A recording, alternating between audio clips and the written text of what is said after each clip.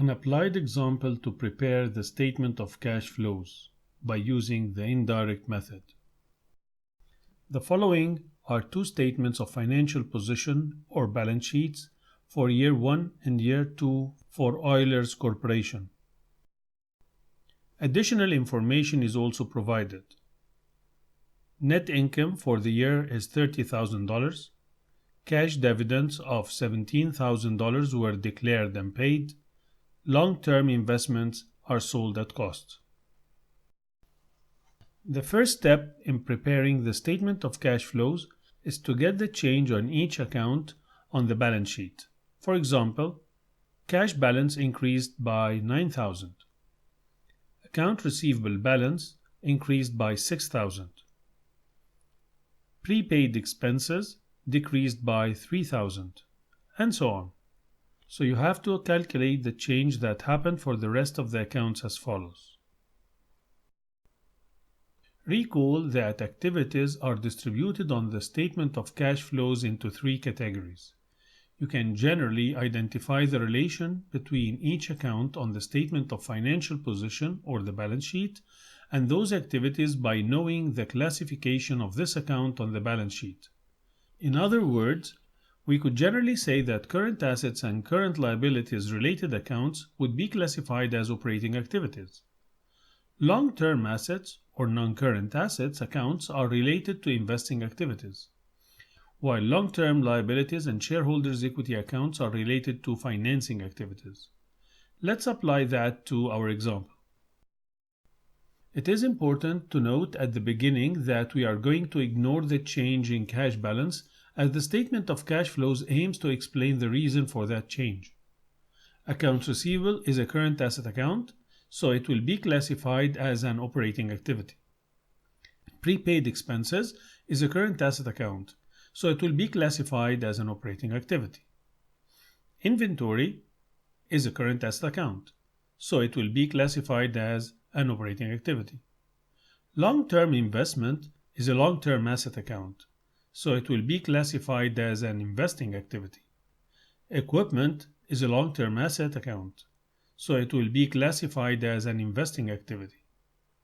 Accumulated depreciation is a contra-asset account, but the change in its balance, as explained later, reflects the depreciation expense, so it will be classified as an operating activity. Accounts payable is a current liability account, so it will be classified as an operating activity. Bonds payable is a long-term liability account, so it will be classified as a financing activity. Common stock is a shareholders' equity account, so it will be classified as a financing activity. Retained earnings is a shareholders' equity account, so it will be classified as a financing activity. However, we are not going to use the change directly, as will be explained later. Let's go step by step in preparing the statement of cash flows. We will first start by the operating activities. As you noticed, there are two columns in the statement of cash flows. The first to the left is a subtotal column, and the second column is a total column. We will start by copying net income from the income statement in the total column. In our case, it is given in the additional information. So we will put $30,000. Let's take first all the operating activities that we have classified before. So we will be focusing on accounts receivable, prepaid expenses, inventory, accumulated depreciation, and accounts payable. Account receivable is a current asset. It is related to an operating activity and it increased by $6,000. If you recall, the rule for adjusting net income for the increase in assets is to subtract. Hence, the increase in accounts receivable is subtracted and it is placed in the subtotal column. Prepaid expenses is a current asset. It is related to operating activities and it decreased by $3,000.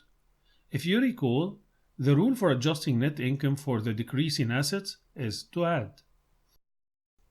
Hence, the decrease in prepaid expenses is added and it is placed in the subtotal column. Inventory is a current asset. It is related to operating activities and it increased by $11,000. If you recall, the rule for adjusting net income for the increase in assets is to subtract. Hence, the increase in inventory is subtracted and it is placed in the subtotal column. Accumulated depreciation for the equipment. Accumulated depreciation balance is affected by the depreciation expense. In year 1, the accumulated depreciation balance was $13,000. During the period, the company recorded depreciation expense of $4,000 by debiting depreciation expense and crediting accumulated depreciation by $4,000 to increase the accumulated depreciation balance to be $17,000. So the increase in the accumulated depreciation balance is related to the increase in the depreciation expense. Depreciation expense was deducted from revenue when net income is calculated on the accrual basis. Since depreciation is a non-cash expense, it will be added back to the operating activities as it is related to operations. The rule is to add depreciation expense to adjust net income to the cash basis. So we add depreciation expense of $4,000 and we put it in the subtotal column. Accounts payable is a current liability. It is related to operating activities and it increased by $12,000. If you recall, the rule for adjusting net income for the increase in liabilities is to add. Hence, the increase in accounts payable is added and it is placed in the subtotal column. The total of adjustments in operating activities is $2,000 is placed in the total column. It is then added to net income to get the cash flows generated from operating activities. Generally, positive operating cash flows is a good sign as it means that the company is collecting more cash than the cash it uses to run the business. Now let's take the investing activities. We have previously determined that long-term investments and equipment are related to investing activities. Long-term investment is a long-term asset. It is related to investing activities and it decreased by $13,000. If you recall, the rule for adjusting net income for the decrease in an asset is to add. Hence, the decrease in long-term investments is added and it is placed in the subtotal column. Equipment is a long-term asset. It is related to investing activities and it increased by $20,000. If you recall, the rule for adjusting net income for the increase in an asset is to subtract. Hence, the decrease in equipment is subtracted and it is placed in the subtotal column. Then the total changes in investing activities are added together and placed in the total column. So $7,000 is subtracted as cash used in investing activities. The negative sign means that more cash was used in acquiring investments than the cash was received in selling investments. This is generally a positive sign as it means that the company is expanding. Now let's take the financing activities. We have previously determined that bonds payable, common stock, and retained earnings are related to financing activities. Bonds payable is a long-term liability. It is related to financing activities and it decreased by $21,000. If you recall, the rule for adjusting net income for the decrease in liabilities is to subtract. Hence, the decrease in liabilities is subtracted and it is placed in the subtotal column. Common stock is a component of shareholders' equity. It is related to financing activities and it increased by $22,000. The rule for adjusting net income for the increase in shareholders' equity is to add. Hence, the increase in shareholders' equity is added and it is placed in the subtotal column. Retained earnings is a component of shareholders' equity. Retained earnings is affected by net income or loss and dividends.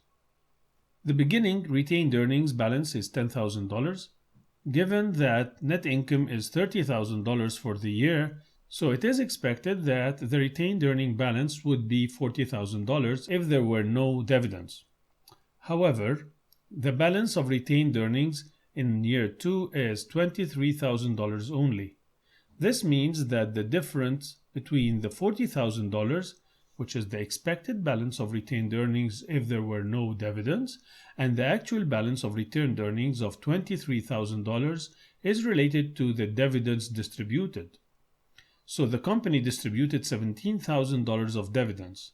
Since dividends decreases shareholders' equity, it will be subtracted.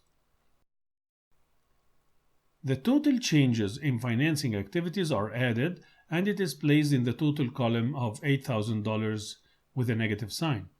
The negative or positive signs are not an indicator of good or bad, as the company could have negative financing activities and it is paying back loans, which is a good sign. Or it could have a positive financing activity as it raised capital to meet expansion, for example.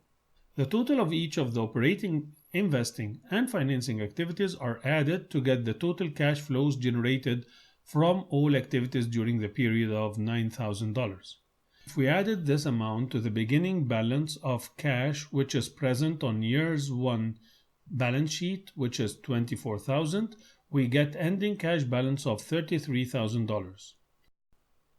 Notice that the ending cash balance that we calculated in the statement of cash flows must match with the cash balance that appears on the balance sheet in year 2.